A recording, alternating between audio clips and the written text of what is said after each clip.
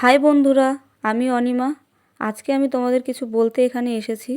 এই জায়গাটা দেখে চিনতেই পারছো, এটা হচ্ছে কৃষ্ণনগর সাইবার ক্রাইম থানা।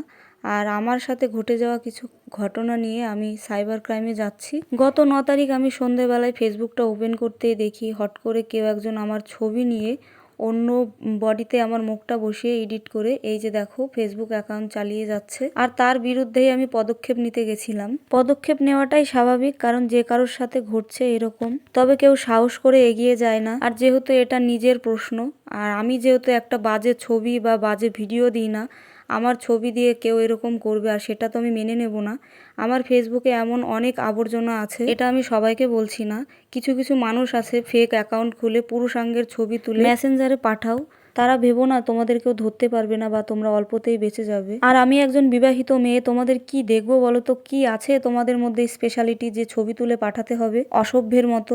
আর এমনটা শুধু আমি না, অনেক মেয়ের সাথেই হয়ে থাকে। অনেকে মুখ খোলে, অনেকে কিছু বলে না। যাই হোক, কে করেছিল আমি কিছুটা হলেও বুঝতে পেরেছি, তবে নামটা আমি এখন বলছি না। পরের বার যদি এমন কিছু করে থাকো, আমি এর থেকে বড় পদক্ষেপ নেব। আর এই দেখো, এটা হলো আমার কেস নাম্বার।